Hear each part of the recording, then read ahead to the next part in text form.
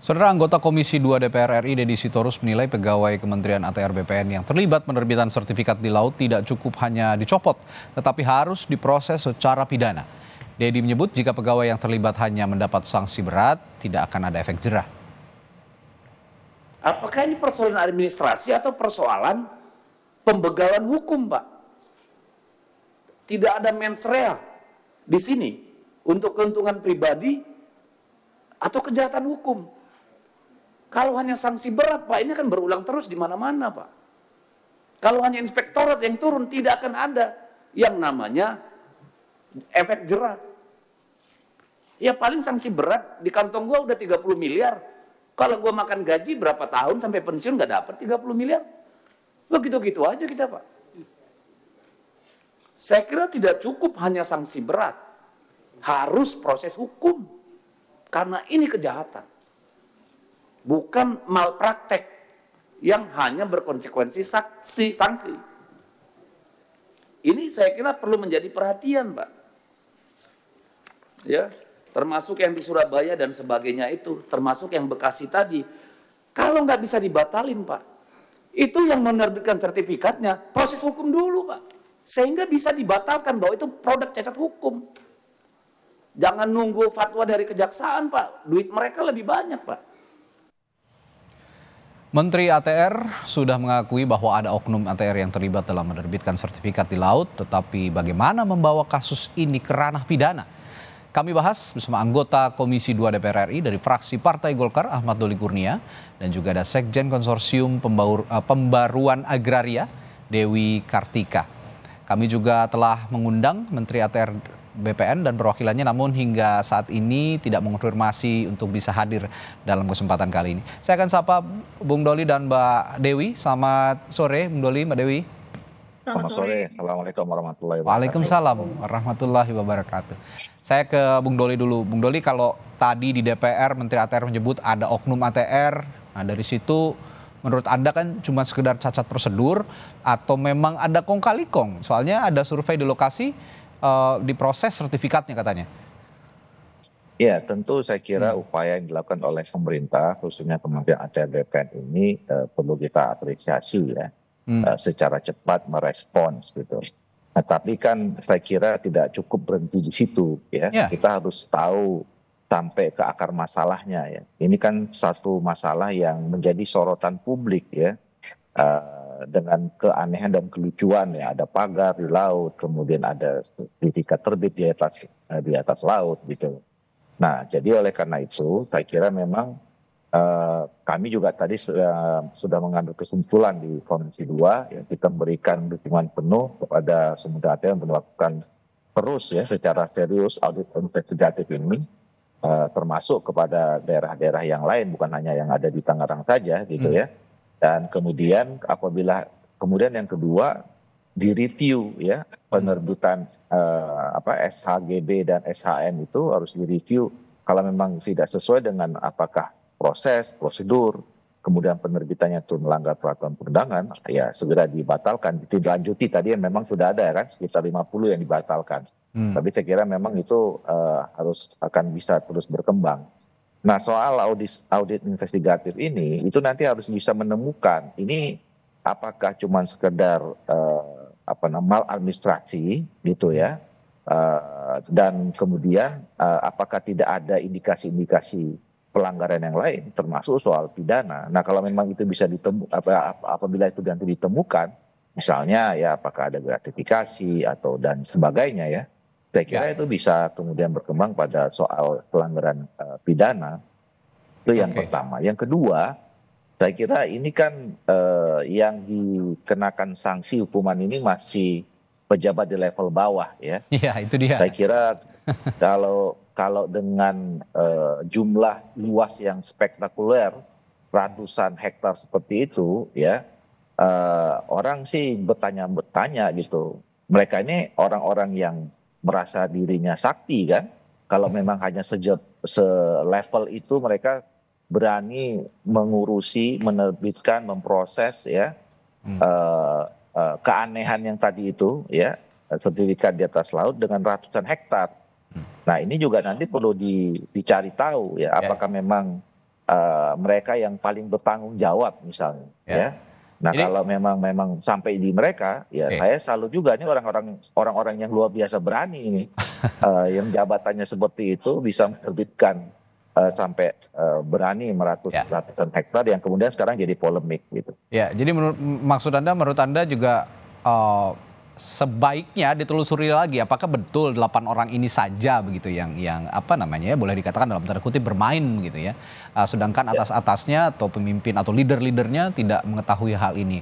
Mengingat ya tadi ada aksi korporasi besar dengan luas ribuan hektar ya, mungkin kalau di total dalam hektar, kalau rentang pagarnya 30 km ya mungkin bisa ribuan hektar begitu ya Bung Dali ya. Iya, itu makanya itu yang saya kira gunanya ada audit investigatif itu. Kenapa kita tadi mendorong supaya audit investigatif ini diteruskan dan dilakukan secara serius. Baik, saya ke Mbak Dewi kalau begitu.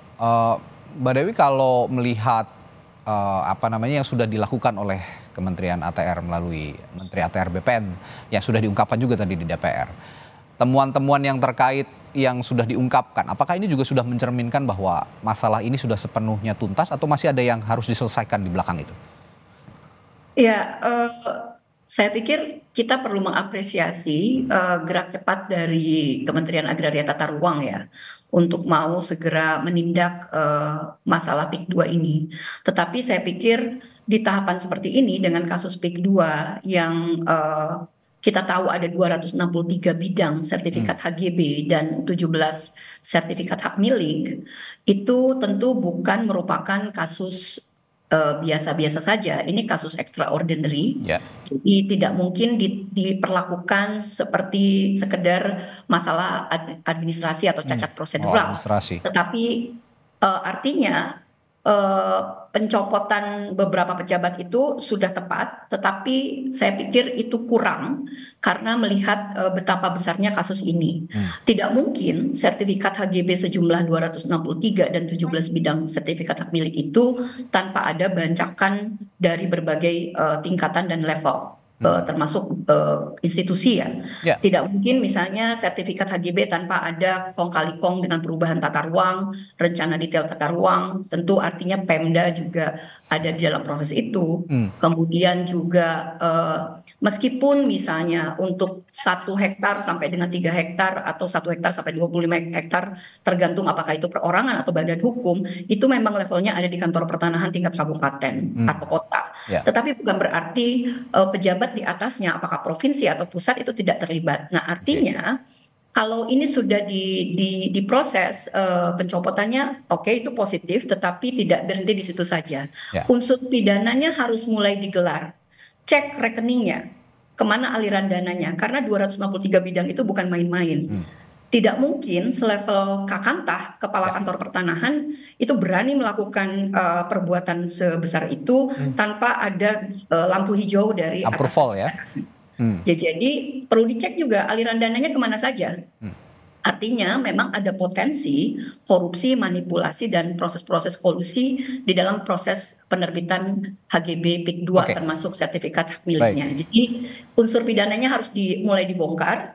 Jadi artinya Kejaksaan Agung, kemudian KPK harus sudah mulai mengusut ini juga, termasuk BPK. Saya pikir BPK juga perlu ditempatkan tadi kalau mau ada investigatif, audit investigatif dari Komisi 2 itu sudah tepat. Tentu BPK juga perlu turun karena kalau kita ingat dari target sekian ribu hektar PIK 2 itu ada juga yang statusnya PSN. Apakah ada mobilisasi uang negara dilibatkan dalam proses misalnya penetapan PSN? Kalau kita mau melihat PIK 2 tidak hanya soal HGB di laut, termasuk HGB di darat. Artinya kalau mau membawa ke ranah pidana, para oknum-oknum ATR ini bisa dimulai dari tadi ya, melakukan audit investigasi, melibatkan KPK, Kejaksaan, BPK.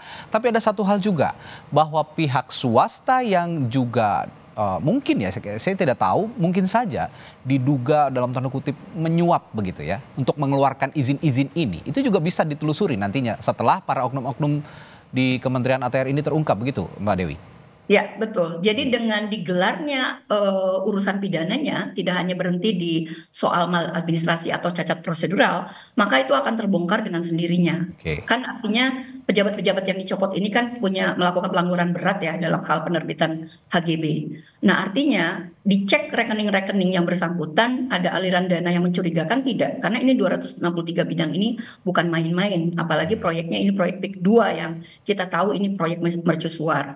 Nah, dari situlah kita akan tahu sebenarnya aliran dananya kemana saja dan berasal dari mana, kemudian keterlibatan dari berbagai pihak. Kalau misalnya keterlibatan berbagai pihak pun bahkan tidak hanya dilihat dari soal aliran dana sebenarnya, tetapi kewenangan-kewenangan yang itu membutuhkan bantuan dari banyak pihak. Jadi ya dari Pemda, dari BPN sendiri, dari KKP, dari Kementerian Kehutanan karena masih ada yang status kawasan hutan lindung. Jadi sebenarnya ada bancakan berjamaah yang harus diinvestigasi. Jadi kalau misalnya kemarin ada gagasan atau rencana dari Komisi 4 ataupun dari Komisi 2 membentuk pansus, itu sudah tepat karena tidak hanya urusannya di KKP atau di Kementerian Agraria. Ini sudah merupakan Oke. jaringan mafia tanah yang ada di kasus PIK 2 ini. Baik. Bung Doli, tadi juga saya menyimak pada rapat di Komisi 2 DPR, ada dorongan memang ini memang di bawah ke ranah pidana seperti yang kita perbincangkan sore hari ini. Tapi memulainya dari keputusan inspektorat atau bagaimana kira-kira kalau dari point of view dari DPR? Ya, kalau kami di Komisi 2 kan tentu kami bekerja berdasarkan tupoksi dan mitra kami ya. Mitra kami kan ATR BPN. Nah, tentu ya memulainya dari kerja dari inspektorat itu, bagaimana menelusuri ya terhadap pejabat-pejabat yang tadi sudah diberhentikan itu ya. Kita mulainya dari situ. Nah, kecuali kalau kemudian nanti ada pihak yang dari siapa saja melaporkan, misalnya ke kepolisian atau kejaksaan gitu.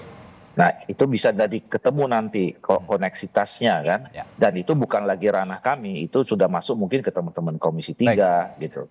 Nah, tetapi yang mau saya sampaikan adalah tadi juga dalam kesimpulan itu kami mendorong supaya bukan hanya di ATR BPN, tapi juga pihak-pihak lain yang mungkin bisa terkait tadi seperti disampaikan oleh Mbak Dewi tadi. Bung Dali, tadi bisa dilanjutkan juga rekomendasi dari DPR khusus untuk upaya untuk menguak kasus ini ke ranah pidana? Iya, jadi kalau berkaitan dengan soal tupoksi kami di DPR, di Komisi 2, ini kan berkaitan dengan mitra kerja kami, dalam hal ini ATR BPN.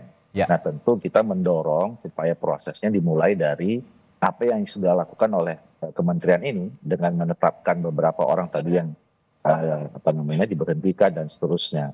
Nah, apakah nanti kemudian sampai dipidana atau tidak? Nah, itu nanti tergantung proses pengembangan berikutnya. Misalnya kalau kemudian ada yang melaporkan gitu ya, atau ke kepolisian atau ke kejaksaan. Nah, itu nanti kalau misalnya sampai ke sana, itu sudah lain lagi, itu ranahnya teman-teman Komisi 3. Nah, tapi tadi kami juga sudah memasukkan dalam kesimpulan itu. Kami juga menghimbau ada koordinasi ya antara Kementerian ATR BPN dengan instansi-instansi lain. Tadi seperti yang disampaikan Ibu Dewi, kan mungkin mereka dalam menerbitkan sertifikat ini kan tidak mungkin sendiri kan. Kan harus ada proses atau prosedur lain yang berkaitan dengan instansi lain. Pemerintah daerah misalnya gitu ya, ada kementerian yang lain gitu. Nah, ini juga saya kira perlu diungkapkan, bukan hanya ATR BPN saja. Tentu kami juga menjaga ya citra ATR BPN. Kalau misalnya kasus ini adalah kasus yang besar, ya jangan yang hanya jadi tumbal itu teman-teman ATR BPN saja kan. Kalau misalnya tiba-tiba atau kemudian ketahuan ada keterkaitan dengan instansi yang lain, kira-kira begitu. Baik, terakhir ke Mbak Dewi. Mbak Dewi, kalau sekarang kan kita lihat di negara kita ini biasanya budayanya kalau memang ada kasus-kasus besar semacam ini dibentuk satgas begitu atau task force gitu ya, di apa yang berisi dengan apa lembaga-lembaga gabungan gitu, termasuk juga tadi Bang Doli sempat menyinggung kalau memang perlu dikoordinasikan dengan komisi yang lain ini juga bisa dilakukan. Nah, sejauh ini apakah task force atau satgas untuk kasus ini khususnya untuk kasus pagar laut ini perlu dibentuk atau tidak sejauh ini menurut Mbak Dewi? Ya.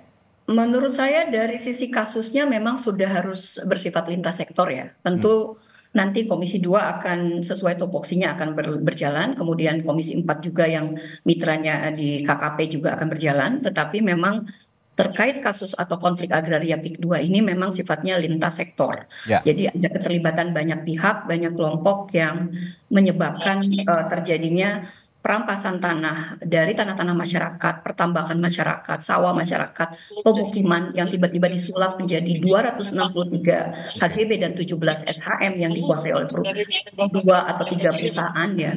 Kemudian tentu langkah kita harus apresiasi langkah baik yang sudah dilakukan oleh Menteri Agraria, tetapi itu perlu lagi dinaikin levelnya supaya tadi seperti Bung Ahmad Doli ini jangan sampai ini jadi hanya tumbal 6 pejabat di level kabupaten, padahal sebenarnya bahkan harus dicek lagi ke tingkat provinsi dan pusat.